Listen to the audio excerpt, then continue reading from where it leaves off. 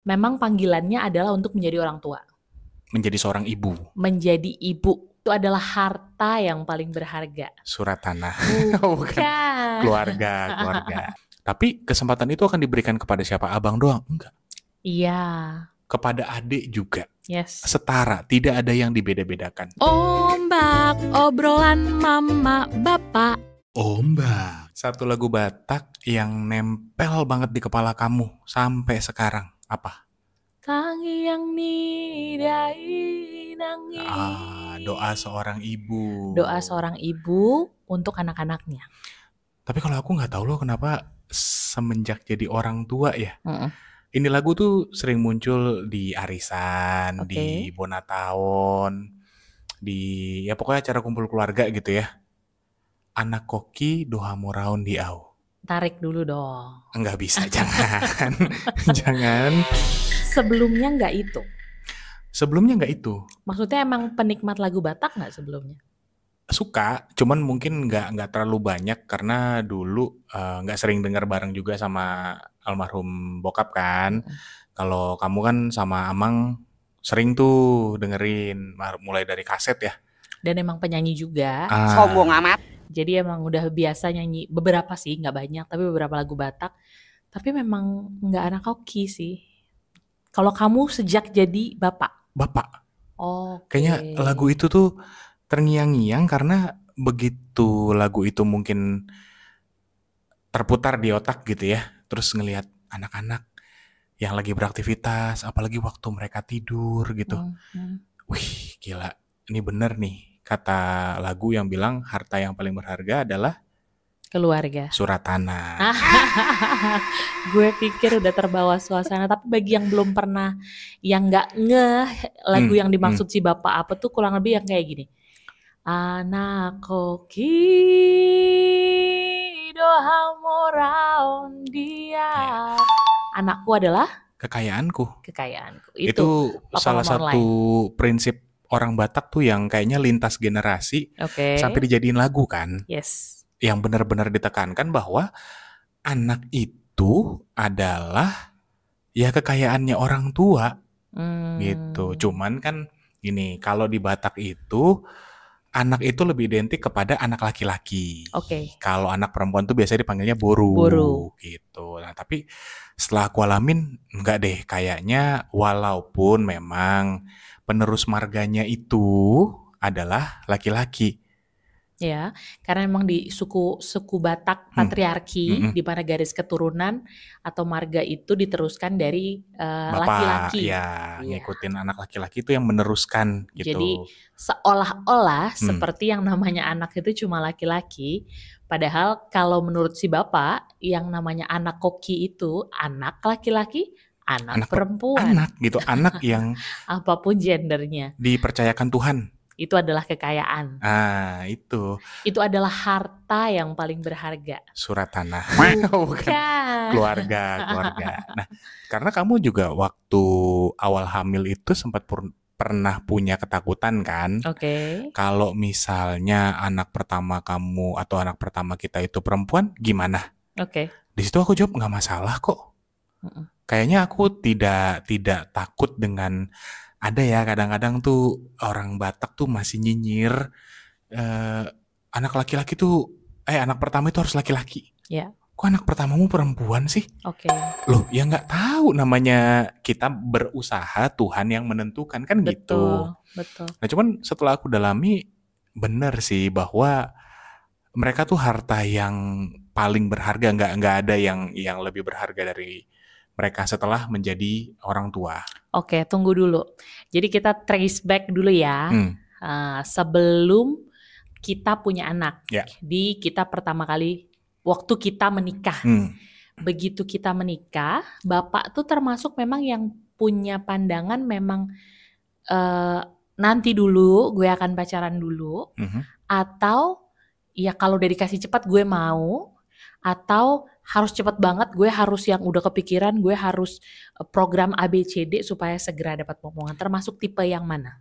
Sebenarnya malah nggak ada rasa buru-buru, nggak ada urgensi, tapi pada saat itu sudah punya pemikiran bahwa ketika sudah menikah akan lengkap rasanya ketika dikaruniai anak. Tapi kapan waktunya nggak ngeburu-buru sih. Maksudnya kayak rentang 1-5 tahun itu nggak masalah gitu. Karena takutnya jadi beban nggak sih di diri sendiri, terus jadi beban di pasangan, apalagi ibunya gitu kan, sang istri gitu. Jadi kayak sama sekali nggak ada target. Kalau kamu? Belum. Nanti kita bahas Bapak dulu. Itu ketika menikah. Tapi punya gak gambaran kalau pada waktu itu misalnya memang belum dipercayakan punya anak. Kira-kira pernah terfikir gak kalau gue ternyata gak dipercaya, gue harus gimana nih? Apakah akan baik-baik saja? Ataukah gue akan mencoba semua jalur gitu supaya bisa mendapatkan? Atau ya buka cabang gitu. Amit-amit ya. Tapi pernah gak terfikir dulu ketika itu tidak diberikan dari istri, pernah gak sih terfikir bahwa enggak, tujuan utama pernikahan harus anak, jadi kalau tidak dapat gue akan menggunakan cara apapun gitu? Kalau ditanya sekarang mungkin baru terlintas.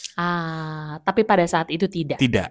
Pada saat itu kepikirannya adalah usahakan yang bisa diusahakan, termasuk program dengan dokter, lalu mungkin bayi tabung gitu. Cuman opsi lain itu tidak terlintas. Hanya 2 itu saja. Kalaupun tidak, rasanya pada saat itu berpikir, oh ya sudah, ini kebahagiaan yang diberikan. Ini berkat yang harus disyukuri. Gitu. Jadi ya rasanya tidak masalah. Gitu. Dan gender ada isu nggak? Akan laki-laki kah atau perempuan kah? Atau sebenarnya ada histori bahwa yang membentuk Bapak bahwa gue harus punya anak laki-laki, atau enggak, anak gue perempuan aja gitu, takut punya anak laki-laki, gimana? Nggak ada sih, walaupun kalau dari level bapak kakak beradik ya, kebanyakan di keluarga Sagala tuh perempuan. Laki-lakinya hanya beberapa gitu. Tapi apakah itu membuktikan harus biar mendominasi kembali nih laki-lakinya? Enggak juga. Karena pada saat itu ketika kamu tanya, takut nggak kamu atau gimana kalau anak pertama kita adalah perempuan? Nggak apa-apa banget. Karena pada saat itu merasa bahwa kesempurnaan itu akan datang, jadi menikah itu sudah sempurna. Menikah itu sudah sempurna. Jadi ya dengan segala hormat kepada teman-teman yang pejuang garis 2 atau saat ini juga masih terus berusaha dan menunggu gitu ya. Pada saat itu berpikir bahwa menikah itu sudah sempurna. Nah, kesempurnaan itu tiba ketika kita memiliki anak. Berapa jumlahnya? Waktu itu gue asal sebut tuh ke mama. Gue bilang 5. Biar bikin tim futsal sendiri gitu. Tapi apakah laki-laki atau perempuan? Seingat gue sih gue tidak pernah menyatakan itu ke mama. Yang penting bahwa sehat, lahir dengan selamat, dan ya kita berbahagia gitu. Sampai situ dulu ya, sebelum nanti kita mendefinisikan kenapa itu masih relate ke kita bahwa anak itu adalah sumber atau harta kekayaan. Ya, kalau gue, jadi waktu kita nikah, sepertinya udah pernah gue sampaikan di obrolan sebelumnya, bahwa kami tuh ada bimbingan pranikah. Gitu. Jadi dibimbing sama pendeta sebelum akhirnya menikah. Terus ada pertanyaan yang sebenarnya nyeleneh, tapi membuat kami berpikir pada waktu itu. Ditanya sama pendetanya, kalau misalnya dalam pernikahan kalian memang tidak dipercayakan keturunan, apakah kalian tetap akan setia, ataukah kalian akan mencari usaha sendiri gitu. Dan pada saat itu kita diskusi tentang itu gitu, dan kita bilang bahwa diberikan atau tidak diberikan, kita tetap akan menjaga kesucian, kekudusan dari pernikahan. Artinya maksudnya tidak akan buka cabang gitu kan, yang hanya untuk mendapatkan yang namanya keturunan. Karena kita tidak walaupun itu bukan hanya ya, karena memang sebenarnya kita bisa relate juga kenapa orang masih terus berjuang setelah puluhan tahun, masih harus menunggu. Sebenarnya tidak hanya, tapi kalau memang ternyata itu adalah bagian dari cerita kehidupan, pada waktu itu nih kami ngobrolnya bahwa kami akan tetap setia menjalaninya. Karena kita tidak mendirikan PT untuk franchise. Jadi kita tetap akan ngerjain. bagian kita untuk berusaha, tapi tetap setia dalam pernikahan yang memang mungkin belum diberikan. Betul. Tapi ceritanya berubah nih. Ternyata begitu menikah tidak lama langsung 3 bulan diberikan kepercayaan. Betul. 3 bulan ya. Betul. Jadi kalau gue sih emang dari awal kayaknya emang yakin. Gak tahu, emang kayak ada keyakinan dari dalam diri bahwa memang panggilannya adalah untuk menjadi orang tua. Menjadi seorang ibu. Menjadi ibu. Dan akan diperlengkapi, nggak tahu jalannya gimana, tapi kayak pasti dikasih aja sih gitu. Tapi kalau kamu waktu itu sempat kepikiran bahwa anak pertama harus laki-laki. Nah, kalau gue betul yang Bapak bilang, begitu hamil gitu, harusnya kan sebenarnya kalau tadi nggak ada ketakutan, harusnya begitu gue hamil nothing tulus kan, gitu. Tapi anehnya manusia yang serakah ini, begitu hamil justru kepikiran ini laki apa perempuan ya. Gitu. Dan kita nggak ikut NIPT yang orang-orang tes gender reveal dan segala macam. Kita USG aja, tapi walaupun akhirnya nanti ketahuan, dan itu ceritanya lucu sendiri. Dia tidak mau menunjukkan sebelum kami berdua yang datang, karena banyak momen di mana aku berangkat sendiri. Betul. Karena kesibukan dan lain hal. Di satu sisi kesibukan, di satu sisi sebenarnya agak bukan panik tapi agak freak out gitu, kayak dia tuh excited sekali, senang sekali, kayak apa sih gendernya kalau nggak salah 2 kali kamu ya ke Objin sendiri, dan dia tutup. Si abang pada waktu di dalam janin nutup, nggak mau. Ketika akhirnya kita berdua berangkat hari Sabtu ya waktu itu, bapaknya juga ikut. Dan dokter Objin bilang mungkin ini gara-gara bapaknya nggak ikut kali, dia pengen dua-duanya tahu. Gitu. Dibuka seluas-luasnya, dia ngangkang dan menjulang nyata. Ada belalai gajah. Dan ya di situ sih kita bersyukur. Iya, tapi kalau ditanya apakah ada ketakutan untuk anak pertama, gue berpikir apakah ini anak laki-laki atau anak perempuan? Ada standar nggak di kamu? Maksudnya kayak kenapa harus anak laki-laki itu jadi anak pertama? Oh, nggak ada. Cuman rasanya karena waktu itu yang gue pikir adalah gue menikah usia 29 tahun. Jadi maksud gue mungkin kalau si bapak dulu bilang anaknya akan 5, mungkin nggak akan 5 karena gue juga akan hamil setelah usia itu, berarti kan usianya sudah cukup gitu, pasti tidak akan sebanyak itu. Jadi kalau satu udah cowok rasanya kayak udah pokoknya ada yang terusin marga suami gue nih. Harusnya kita nikah umur 18 gak sih? 18, gue 16 kan gitu. Jadi pada saat itu ada pemikiran begitu. Tapi begitu gue menjalani proses yang namanya hamil, di mana memang seorang ibu luar biasa sekali gitu ya. Mabok, ya hormonnya langsung melonjak, imbalance gitu kan. Bapak-bapak jangan cuma mau bertindak, Anda harus bertanggung jawab dan terlibat dari mulai trimester pertama sampai membesarkan. Jadi jangan cuma mau menabungnya saja. Nah di situ baru ngerasa bahwa mau dia laki-laki, mau dia perempuan, gue tuh merasakan perjuangan yang sama. Jadi gue tidak punya kapasitas untuk menjudge apakah yang terbaik yang laki-laki atau yang perempuan, karena keduanya sama spesialnya, keduanya sama berharganya di hadapan Tuhan, keduanya sama indahnya untuk mengisi hari-hari kita. Dan keduanya mirip bapaknya. Yang paling pasti keduanya mirip bapaknya. Apalagi si adik perempuan. Jadi bayangin anak perempuan kecil masih berusia 2 tahun. Tapi mirip bapaknya tanpa kumis sama jenggot ya. Jangan dibayangin kumis sama jenggotnya. Serem nanti. Gitu. Jadi akhirnya kondisi kehamilan itu yang mendewasakan dan membuat menyadari bahwa nggak penting, pokoknya yang penting anak gue sehat, anak gue bertumbuh sesuai dengan fasenya, guenya juga hidup dan sehat. Gitu, untuk membersamai mereka, apapun yang Tuhan berikan itu pasti yang terbaik. Betul. Akhirnya berproses menuju ke sana gitu. Dan puji Tuhan kami ngerasain punya anak laki-laki dan perempuan karena kasih karunia Tuhan. Dan ternyata memang beda sekali. Jadi lebih ke bukan penerus marga, tapi memang approaching menghadapi anak laki-laki dan anak perempuan sangat berbeda. Seninya punya seni masing-masing. Betul. Seni untuk mendekatinya. Betul. Khusus. Supaya juga mereka nggak ketukar. Jangan yang laki-laki jadi perempuan, yang perempuan jadi lebih laki-laki. Yes. Nah itu yang juga kita sekarang tuh lagi perjuangin. Tapi balik lagi ke lagu yang tadi. Anak koki doha mau raun diau. Kalau dulu kan kayaknya tuh sekedar kalau waktu zaman kecil ya mungkin sampai SMP, SMA atau kalau kita diajak ke pesta atau kita diajak ke arisan keluarga, ke bona tahun baru gitu ya. Itu tuh kita dengernya hanya sebagai ini lagu hiburan.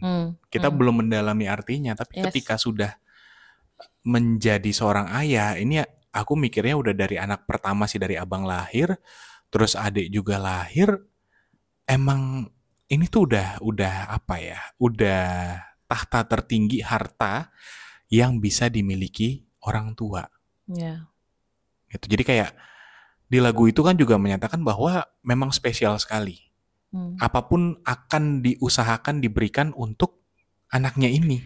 Dan ada phrase di lagu itu yang bilang bahwa walaupun ada standar kehidupan orang pakai jam tangan, pakai itu punya kekayaan ina itu. Kalau gue udah gak peduli sama itu. Yang gue peduliin gimana anak gue bertumbuh sesuai dengan tracknya. Semua kebutuhannya bisa gue cukupi. Udah itu kepuasan gue. Ada kata-kata yang kayak gitu bahwa ketika kita jadi orang tua, tuh goalnya, orientasinya, sudut pandangnya, itu tuh berputar tentang si anak. Gitu. Udah gak kepikiran sih kayak harus punya jam mahal, harus punya kendaraan yang mahal, iya kayak gitu-gitu. Kayak apa ya? Dan prinsip yang kedua di orang Batak adalah yang juga beberapa waktu lalu tuh ada salah satu portal berita yang menginformasikan bahwa ternyata suku Batak itu menyumbang sekian %. Betul, dan itu tertinggi sarjana di Indonesia. Lulusan S1 di Indonesia tahun 2024. Yang mana gue agak setuju sih, karena kebetulan almarhum bokap nyokap mendorong untuk mencapai pendidikan yang tinggi gitu, dan mama juga begitu kan. Betul. Gitu. Dan kayaknya itu akan kita juga teruskan kepada anak-anak kita. Iya.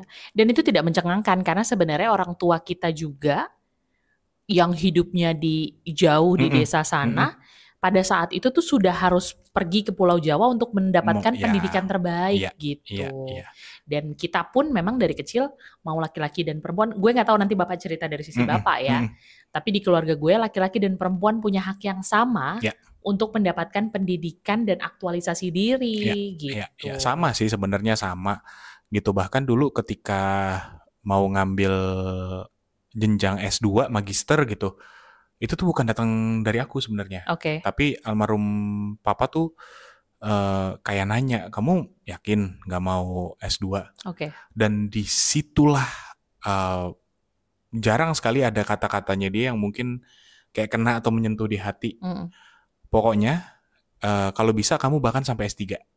Urusan biaya kuliah itu urusan bapak. Kamu gak usah pikirin, yang penting kamu belajar yang baik. Karena itu yang akan menjadi bekal menghadapi dunia nyata. Yes, betul. Wah, gila. Begitu dengar itu tuh kayak, wow. Sekitar 1 minggu berpikir, kayaknya benar juga ya. Dan ternyata petuah itu membawa gua menjadi seorang dosen di salah satu universitas, salah satu sekolah tinggi, salah satu institusi pendidikan swasta di Jakarta. Yes. Dan sekarang ternyata standarisasinya adalah minimal di level magister. Betul. Baru diberikan kesempatan untuk mengajar. Yes. Gitu. Jadi itu yang akan kita terusin gak sih? Artinya pada saat itu kita sepakat dong bahwa kita diperlakukan sebagai harta yang sangat berharga sama orang tua kita. Betul. Apapun yang menjadi mimpi kita, didukung sekuat tenaga sama orang tua kita. Betul. Soalnya itu yang akan membuat kita menjadi modal kita untuk berangkat cerita gimana nih sama anak-anak kita. Karena kecenderungan orang tua zaman dulu termasuk kami ya, itu tidak gampang-gampang mengatakan aku sayang kamu, I love you. Beda. Iya. Tapi kayak mau berangkat sekolah dikasih bekal, lauk pauk dan minuman dan uang jajan secukupnya, itu tuh sudah menjadi love language. Ya, betul. Mama dulu dianterin tuh sama mertua, lomba nyanyi di sini, di sana, itu sudah menjadi love language. Iya, jadi bahasanya bukan I love you, tapi apapun yang jadi talentamu, gue akan fully support. Pokoknya didukung terus deh. Gue dulu kayak ngeliat orang main gitar, "Pak mau gitar, beli. Pak mau main bola, beli sepatunya." Oke. Terus diberikan gitu. Yang mana kalau sekarang sih kita juga mencoba menyesuaikan gitu. Karena apa ya, jangan juga gampang-gampang memberikan sesuatu kepada anak-anak. Takutnya jadi kayak apa ya, singa yang ditaruh di kebun binatang. Oke. Sekian tahun ya kan, makan dikasih. Semuanya disupply. Tiba-tiba kalau dibalikin ke alam liar, fighting spiritnya, survival mode-nya nggak ada. Itu bahaya gitu. Go food singanya. Lagi-lagi gue menyebutkan. Nah, duta. Oke, kita udah sepakat sampai di situ. Sekarang kita ke depan mau ngomong adalah bagaimana kita mau menerapkan ke anak-anak. Okay. Artinya maksudnya ketika kita udah sepakat tadi bahwa anak adalah harta kekayaan, bahwa hidup kita tuh sentralnya, mimpinya, goalnya adalah mereka. Nah, kita tuh gimana sih? Karena video ini juga kita bikin untuk anak-anak, untuk Cielo dan Alessandra. Kami juga mau sampaikan bahwa ini nih yang kami lakukan sebagai bahasa cinta kami.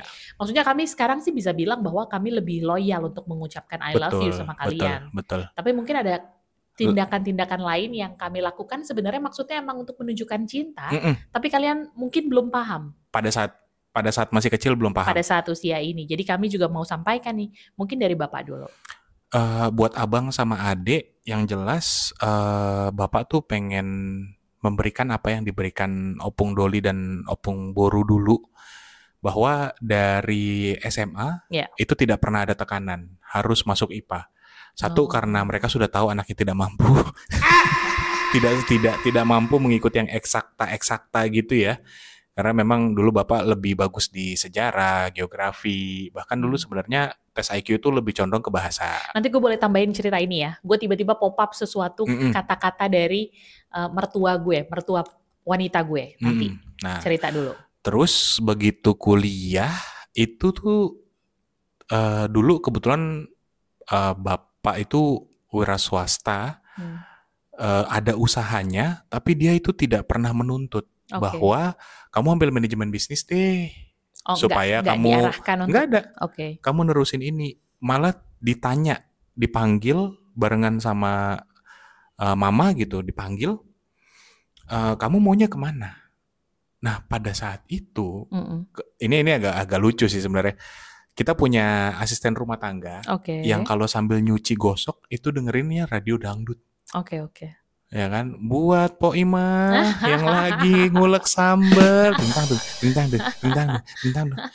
Cuman ternyata itu menimbulkan ketertarikan. Loh, kok bisa ya orang mau dengerin orang yang nggak kelihatan?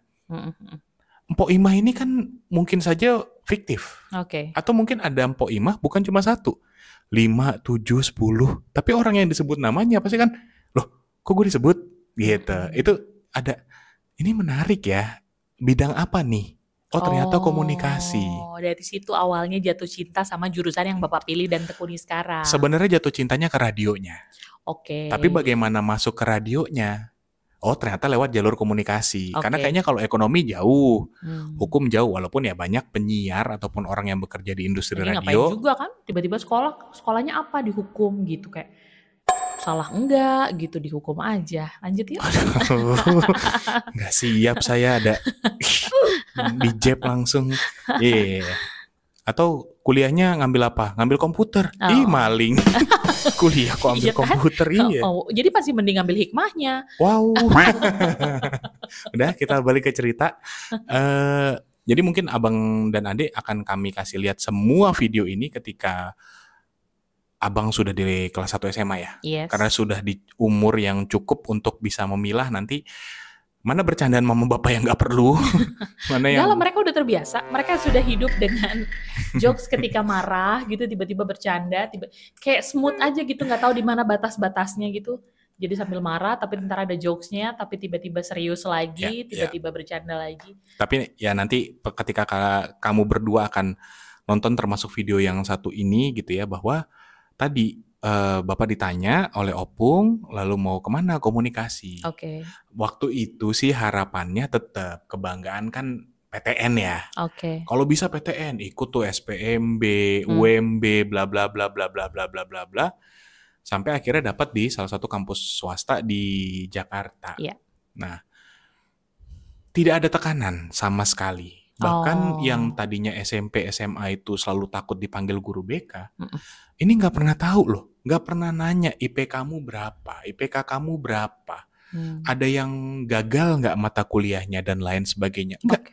Udah mereka percaya aja. Dan lulus tepat waktu. Lulus tepat waktu, puji Tuhannya. Lanjut lagi S2. Lanjut lagi S2. Atau ada jeda dulu? Enggak. Langsung? Ketika dulu ada ada program akselerasi kan. Semester 7 itu udah sambil S2. Jadi kayak sambil kerja, puji Tuhan waktu itu kerja di salah satu radio swasta di Jakarta. Lalu kemudian sambil nyusun skripsi, magang nyusun skripsi, sambil S2 semester 1. Sombong amat. Tahu-tahu artinya ketika diberikan kepercayaan dan ruang, ternyata termasuk yang bertanggung jawab dengan ruang itu. Karena kan ada yang diberikan ruang akhirnya bablas ya. Artinya Bapak walaupun diberikan ruang sama orang tuanya, tapi Bapak tetap bertanggung jawab. Bahkan aim higher gitu dari yang... Karena kayaknya salah satu pengaruh didikan orang Batak juga gak sih?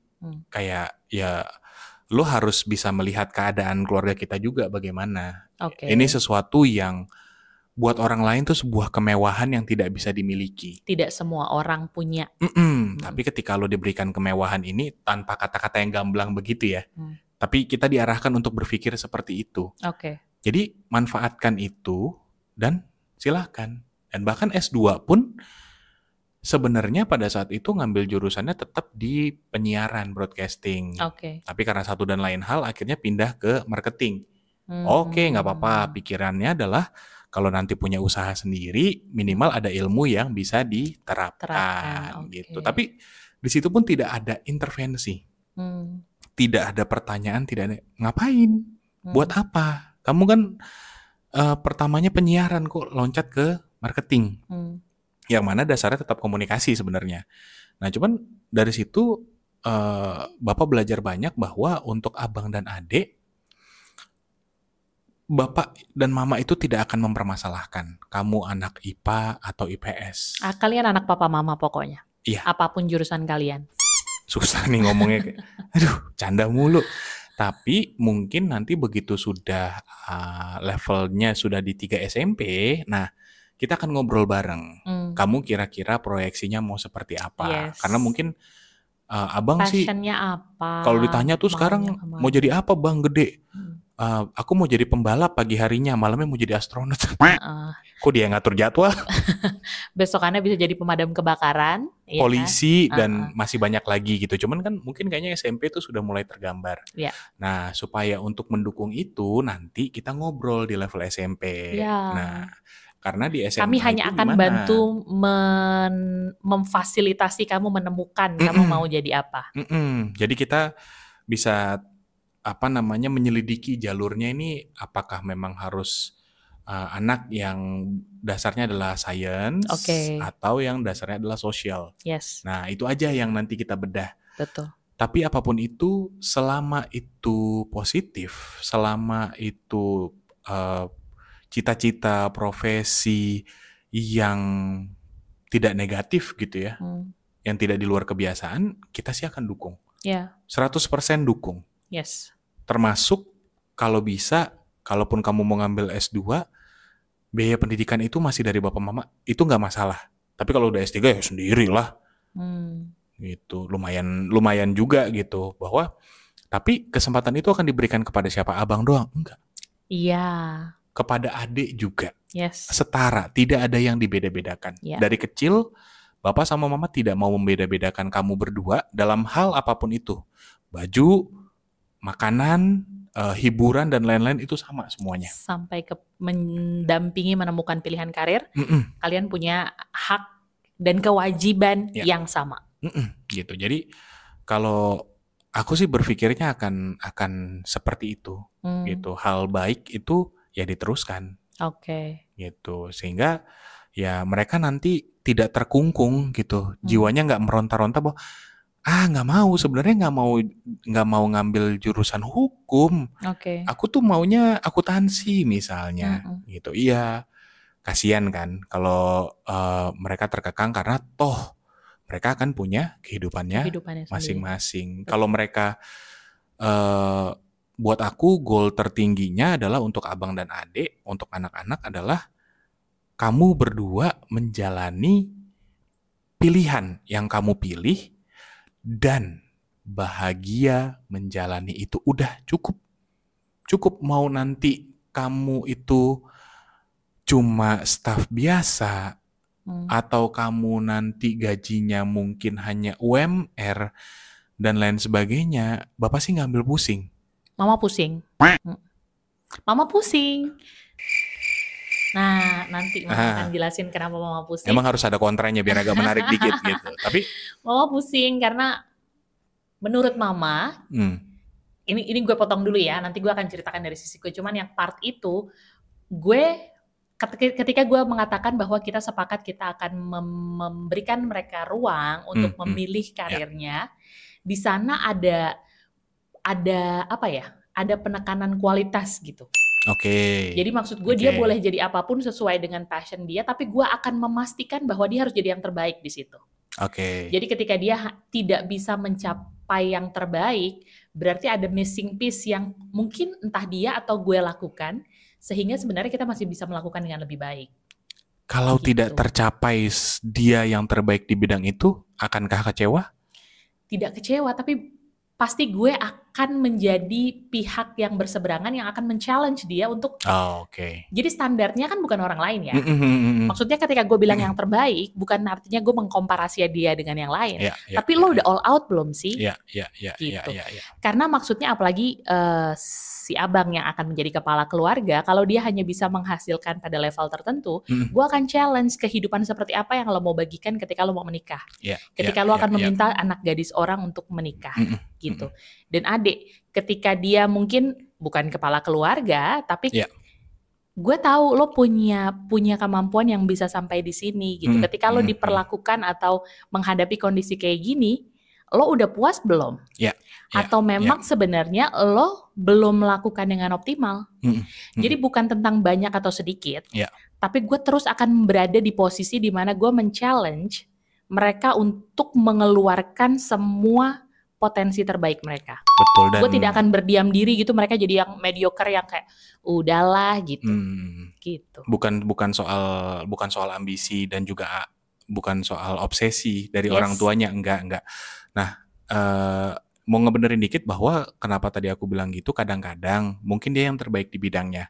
Tapi ada politik kantor dan lain sebagainya. Yang menurut Bapak dan Mama itu jangan dipusingin, jangan tertekan gitu. Jadi doanya adalah Bapak dan Mama ini cita-cita besarnya adalah kami bisa menghantarkan kamu berdua mencapai mimpi tertinggi yang bisa kamu berdua raih, lalu kemudian mengantarkan kamu berdua memasuki gerbang pernikahan, punya anak-anak, dan puji Tuhan melihat anak-anak, cucu-cucu yang sekali lagi perempuan kah, laki-laki kah, itu berkat yang dititipkan sama Tuhan. Betul. Jadi tidak ada masalah sama sekali gitu, supaya kamu berdua ini tidak punya ketakutan, enggak. Tapi yang perlu kamu berdua tahu adalah Bapak dan Mama akan selalu ada untuk jadi teman diskusi. Setuju kalau untuk itu. Gitu, karena apa? Kami sudah menjalani duluan kehidupan. Jadi sedikit banyak kami sudah banyak informasi. Kalaupun nanti di masa depan gitu ya, pasti ada masanya di mana sudah tidak relevan. Tapi doa, dukungan dari orang tua tetap akan relevan sampai kapanpun. Betul. Itu. Dan gitu. kami akan belajar lagi supaya kita benar-benar diskusi. Gitu, karena rasanya akan sangat telak dan kalah bagi orang tua ketika kamu mengambil keputusan itu berdasarkan perbincangan dengan orang lain. Pun dengan om kandung, tante kandung. Tapi kan orang tuanya masih ada. Yes. Gitu. Jadi nanti bahan obrolan kita apakah akan menjadi sesuatu yang absolut dari orang tua? Oh, karena papa mama nyuruhnya ini, aku harus ngambil ini. Enggak. Kita hanya memberikan opini kita. Kita hanya membuat seperti jaring yang besar, terus kita lihat kalau kamu ambil jurusan ini atau kalau kamu ke sini, ini lintasannya akan seperti ini yang harus kamu lalui. Bagaimana? Kira-kira bisa, siap, mampu? Gitu. Tapi yang mau ditekankan adalah ketika kamu berdua sudah memilih, kamu harus memulai dan mengakhiri apa yang sudah kamu pilih. Karena itu bukan dari kita dong. Itu pilihannya anak-anak kita. Gitu. Supaya lebih adil aja rasanya. Gitu. Dan kita juga pengen bahwa anak-anak kita punya jiwa kesatria. Bahwa ketika mereka sudah memilih, ya gue harus mempertanggungjawabkan pilihan gue. Gitu. Oke. Kok melo sih? Nggak melo, gue tadi udah banyak yang mau disampaikan, tapi kayak mundurnya kejauhan. Bapak ngobrolnya udah cukup panjang. Gue bingung akan memulai dari mana nih obrolannya. Coba. Pelan, tenang. Dihirup dulu nafasnya. Dari tadi dong. Dari tadi. Kalau enggak kan gue udah tergeletak. Nah, gue sebelum gue menceritakan dari sisi gue tadi, gue mau sampein dulu yang tentang mertua gue, tentang mertua perempuan gue, bahwa pada waktu gue berpacaran sama bapak pada waktu itu dia bilang bahwa ketika bapak kecil bapak tuh pernah sakit dan sakitnya cukup serius, kombo tifus dan DB. DB ya. Oke. Nah terus dia cerita adalah bagaimana waktu itu kurang lebih 1 minggu nggak sadarkan diri, koma ya. ICU. Di ICU. Dan begitu kembali lagi hidup sehat, kayak ngerasa bahwa nggak ada yang lebih penting daripada anak gue bisa hidup gitu. Jadi pada saat itu gue cuma mendengarkan cerita itu, punya empati, tapi maksudnya nggak relate. Tapi saat ini gue ngerasa saat gue sudah menjadi ibu, memang ternyata setiap keluarga tuh punya cerita. Jadi kadang kita mau bermimpi jauh, sedang, pendek, itu tergantung background kita. Gitu. Jadi kalau Bapak bilang bahwa Bapak tidak punya banyak tekanan dan segala macamnya, kalau sekarang gue menemukan missing piece-nya adalah pada waktu itu memang bagi orang tua Bapak bisa hidup sehat panjang umurnya, it's more than enough gitu. Jadi tidak mau memberikan pressure apapun. Betul. Gitu. Karena bagi dia tuh kesempatan kedua, anaknya yang tadinya kebayang gak sih anak kita panas aja kayaknya udah ketar-ketir kan. 1 minggu anaknya tidak sadarkan diri karena penyakit. Sudah ditunggu 12 tahun. Nah, ditunggu 12 tahun kehadirannya. Jadi pada saat itu yang penting anak gue hidup. Gue akan memastikan dia tidak akan menjadi beban bagi orang lain. Itu udah cukup. Gue gak akan nuntut dia ABCD. Dan itu relevan. Itu ada di cerita kehidupan setiap orang. Nah ini cerita kehidupan si bapak. Jadi tadi waktu dia bilang dia tidak diberikan pressure, mungkin makanya tadi gue inget tiba-tiba kata-kata mertua gue bahwa mungkin karena memang dia udah bersyukur aja, yang penting anak gue hidup, anak gue tidak menjadi beban bagi orang lain, dia cukup untuk menyelesaikan urusannya, udah nggak perlu harus ABCD. Hidup berjalan normal gitu ya. Beda ceritanya Bapak Ibu online dengan saya. Waktu dan tempat kami persilahkan. Once upon a time. Waduh. Kalau gue, karena gue 3 bersaudara, gue punya kakak laki-laki 3 tahun di atas gue dan adik perempuan 4 tahun di bawah gue. Itu pun karena di jarak karena memang kondisi supaya lebih sehat, jadi maksudnya memang dikondisikan. Jadi di keluarga gue termasuk yang tatap-tatapan hamil gitu. Jadi cepat aja. Baru tatap-tatapan ya. Kalau Bapak tadi bilang butuh waktu 12 tahun, kalau di keluarga gue termasuk yang memang cepat. Gitu. Jadi memang pertama untuk mendapatkan anak-anak juga sangat-sangat amat mudah, puji Tuhan. Gitu. Jadi memang tidak ada pressure terkait dengan itu. Subur ya Bun. Subur ya Bun gitu. Nah terus yang kedua memang nyokap gue itu tadinya adalah seorang guru di instansi pemerintah, maksudnya guru guru pegawai negeri gitu. Tapi karena dia mau membersamai anak-anaknya, dia tinggalkan jabatannya, dia tinggalkan SK-nya, dia fokus untuk membesarkan ketiga orang anaknya. Ya. Gitu. Jadi sebagai dan dia guru matematika. Kebayang guru matematika orang Batak, hidupnya terstruktur, sistematis, semuanya terplanning, dan dia ngerasa bahwa dia sudah mengorbankan itu untuk fokus buat anak-anaknya. Jadi dia put standar yang cukup tinggi untuk anak-anaknya.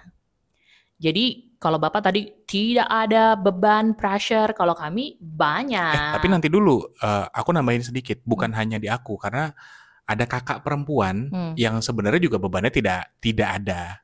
Gitu. Oke. Tapi mungkin ada kemungkinan karena tadi mendapatkannya juga butuh waktu kan. Betul. Jadi memang sudah dirindukan, harus dijaga dengan baik gitu. Ya kami juga dijaga dengan baik, tapi memang dari dulu tuh ada standar. Ya. Jadi gue umur berapa ya? TK ya mungkin gue sudah membaca Suara Pembaruan.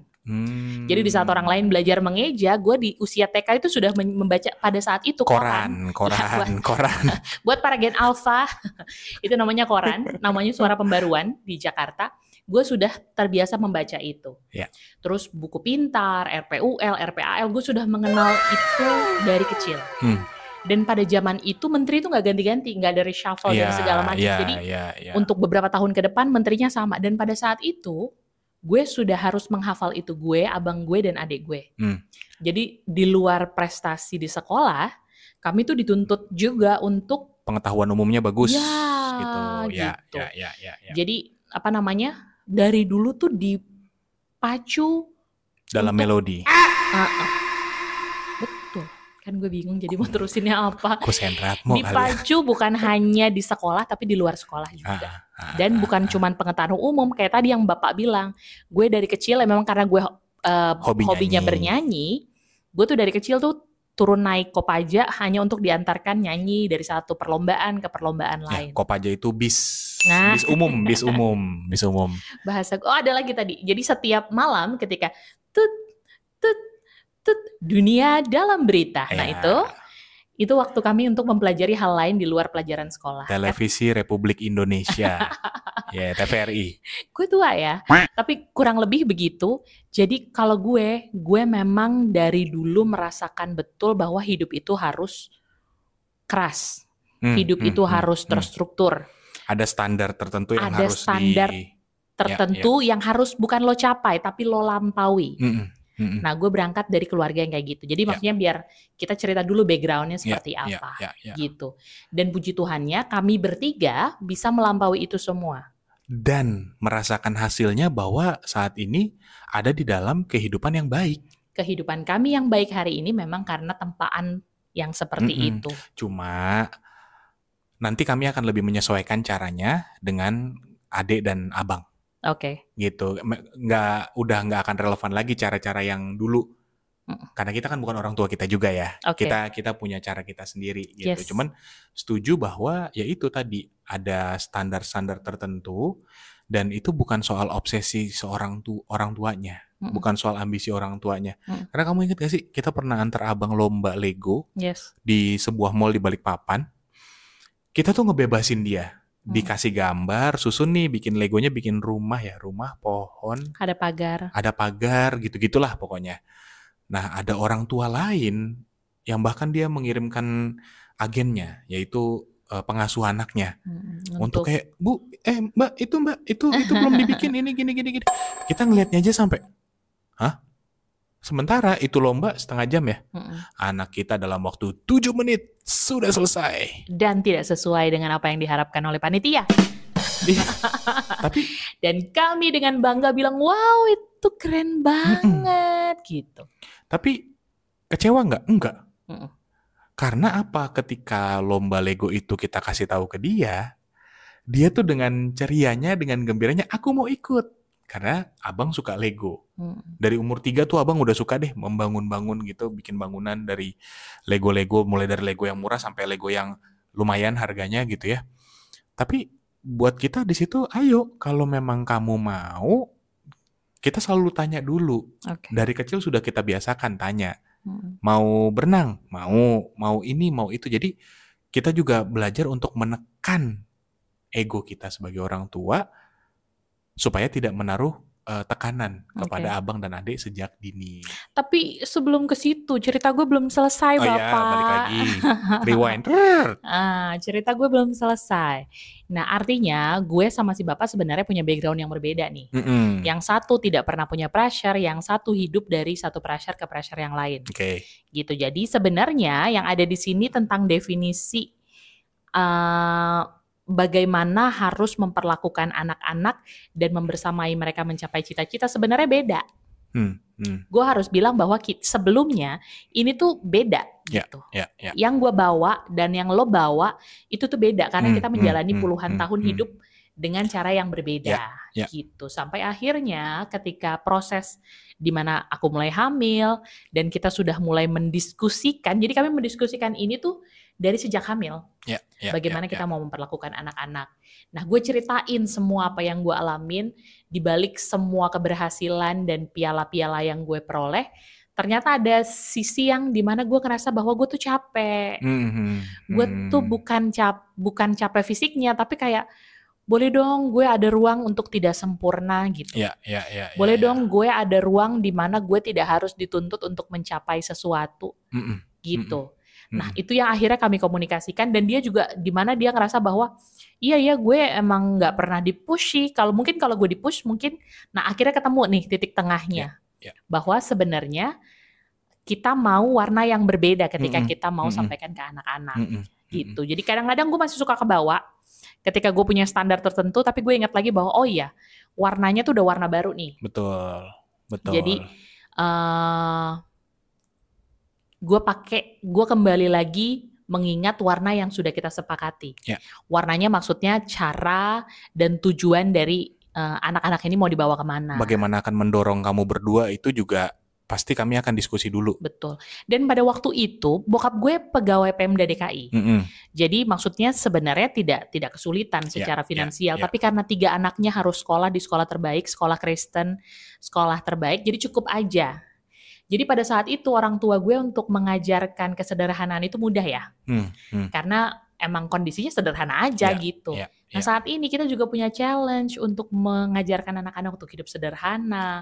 Untuk nggak boleh buang-buang mainan, buang-buang makanan. Karena sebenarnya kita punya.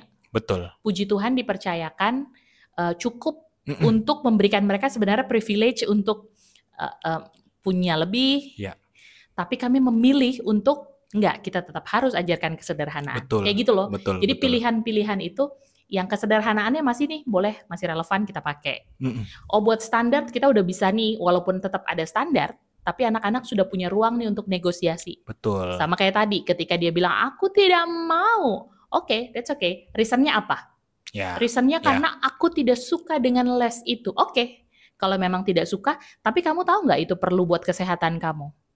Oh, emang iya itu perlu buat kesehatan kamu. Kalau gitu aku mau coba. Oke, jadi negosiasinya ada. Tapi peran kami sebagai orang tua untuk memberikan ini yang baik, itu tuh masih otoriternya, maksudnya feedback dari orang yang lebih banyak pengetahuannya tetap ada, tapi mereka punya ruang untuk negosiasi. Tapi bukan cuma nggak mau gitu, nggak bisa. Dari kecil mereka sudah dilatih bahwa mereka juga harus punya argumentasi. Dan mereka punya ruang untuk trial and error. Betul. Dan kenapa dia mau atau tidak mau harus ada reasonnya. Sesederhana apapun reasonnya kami udah mulai apresiasi. Karena kami merasa bahwa itu bagian dari mereka tahu apa yang mereka mau. Betul, karena kami juga membuka ruang seluas-luasnya gitu. Ya kayak ruang terbuka untuk opini publik aja gitu. Kami tidak mau mengekang abang dan adik. Anak-anak kami tuh bebas mengungkapkan apa yang mereka rasakan gitu. Karena ya kami pengen jadi sahabatnya abang dan adik gitu. Kalau aku lebih dari sahabat sih, aku bucin sama mereka. Jadi aku mau lebih dari sahabat. Nah, terkait dengan pilihan karir tadi, kami sepakat gitu bahwa abang, adik, kalian boleh memilih apapun yang menjadi pilihan karir kalian. Ya, passion kalian apa, kami akan dukung. Cuman papa dan mama selain mendukung secara finansial, mendukung dalam doa, kami juga akan terus men-challenge kalian untuk menguji apakah itu betul yang kalian mau atau bukan. Dan kalau ada tantangan, apakah kalian akan mampu bertahan, berjuang, atau kalian akan menyerah? Nah, itu fungsi kami untuk terus men-challenge itu. Kami tidak akan selalu pro. Kami mungkin akan jadi oposisi, tapi tujuannya hanya untuk menguji bahwa kalian betul-betul memilih.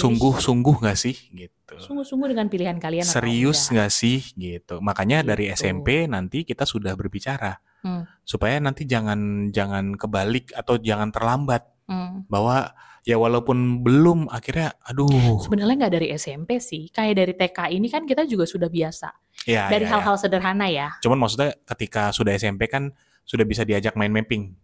Sudah lebih banyak dia mengetahui pengetahuan gitu kan, obrolan dari gurunya atau misalnya teman-temannya juga. Karena pasti di masa-masa pencarian jati diri tuh mereka kayak apa sih? Kayak menyombongkan gak sih? Nanti gue pengen ini loh. Sepakat. Gitu. Mind mappingnya gue sepakat, tapi berpikir critical thinkingnya itu sudah dilatih. Sebenarnya sudah harus jauh-jauh hari dari ketika mereka sudah mampu berpikir gitu. Karena kalau kita agak lucu nih, di dalam janin aja sudah suka kita ajak ngobrol. Mau kemana, kalau itu tendang ya gitu. Dan gue rasa itu adalah sebenarnya sudah menstimulasi mereka dari dalam janin pun. Betul. Suara mereka tuh udah mulai penting gitu. Betul. Mereka sudah tahu bahwa suara mereka didengarkan. Gitu. Celo, Alessandra, biar kamu berdua tahu, yang pilih nama kamu berdua itu Bapak sama Mama menyiapkan. Kelihatannya kayak bohong ya, tapi ini benar. Menyiapkan beberapa nama. Kedua-duanya kami kasih ruang untuk memilih namanya. Tahu dari mana? Kami punya beberapa nama, seperti orang tua. Iya, betul-betul. Jadi kita sebutin nama pertama dulu. Nama kedua kalau marga kan nggak bisa dirubah. Iya dong, masa tiba-tiba milih marga lain? Ya enggak dong. Jadi nama pertama, nama kedua pada saat itu satu tendangan itu tidak. Iya. Dua tendangan itu. Tapi memang kami sudah membiasakan dari dalam janin ya untuk berkomunikasi. Jadi ya gitu. Memang walaupun Mama basicnya manajemen, Bapak komunikasi, tapi memang ternyata fondasi itu kuat sekali bahwa apa-apa tuh harus dikomunikasikan. Jangan dipendam sendiri, jangan menjadi otoriter gitu. Jadi sekali lagi anak Koki Dohamoraudiau, memang kamu berdua itu adalah harta terbaik, pemberian terbaik dari Tuhan yang semampu kami sampai titik darah penghabisan akan kami perjuangkan. Kami perjuangkan, kami cintai, kami tegur, kami didik, semuanya gitu. Dan termasuk kami berubah, kami tidak membawa baggage kami masing-masing, kami tidak bawa apa yang ada di masa lalu. Kami hanya memetik banyak hal baik yang sudah dilakukan opung-opung kalian terhadap kami, tapi kami juga menguji lagi apakah itu masih relevan. Nah, ketika kami mengurangi ego kami untuk mengatakan bahwa itu relevan, itu tidak relevan, itu juga kami lakukan karena demi kalian. Karena kami ngerasa bahwa kalian adalah harta yang harus kami jaga, kami lindungi, sehingga kami juga mau belajar bertumbuh di era kalian. Betul. Tapi kamu berdua itu bukanlah harta yang ibaratnya ditabung, lalu kami akan mengambil buahnya, investasinya di masa depan. Tidak. Tidak, karena Bapak sama Mama setuju bahwa kita menyiapkan dana pendidikan untuk kamu berdua, tapi kami juga menyiapkan dana pensiun untuk kami berdua. Sehingga rasanya tenang aja, lebih banyak dana pensiun, Nak. Benar. Karena Papa Mama nanti kalau udah pensiun mau jalan-jalan, traveling, pacaran. Traveling gitu. Gak ada ikut-ikut, kalian pada kerja. Pada kuliah yang bener aja udah. Nggak usah ikut-ikut, nggak usah sibuk. Gitu. Tapi terakhir dari aku bahwa anak Koki Dohamoraudiau, anakku adalah hartaku, kekayaanku yang paling berharga, yang paling tinggi. Kenapa?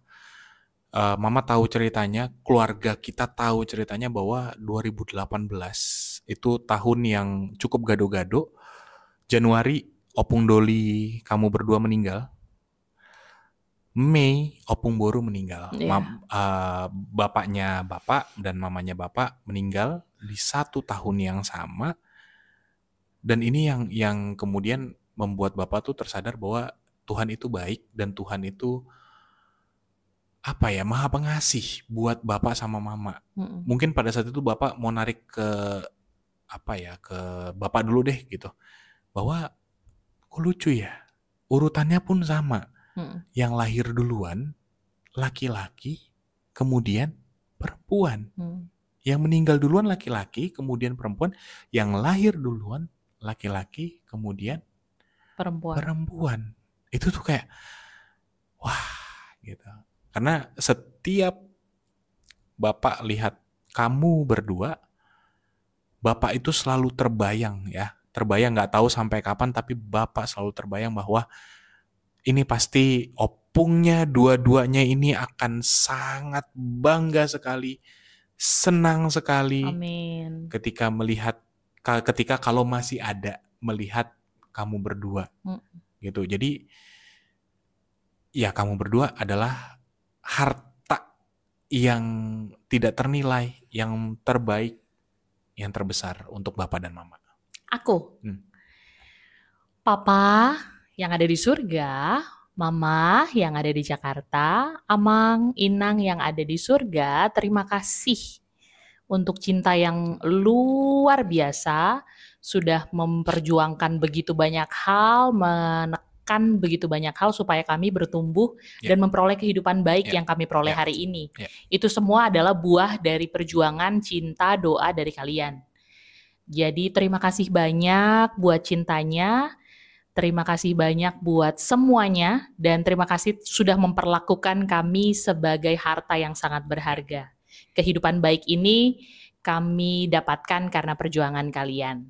Dan saat ini kami juga menjadi orang tua. Kami mau berjuang buat anak-anak yang merupakan harta yang berharga buat kami.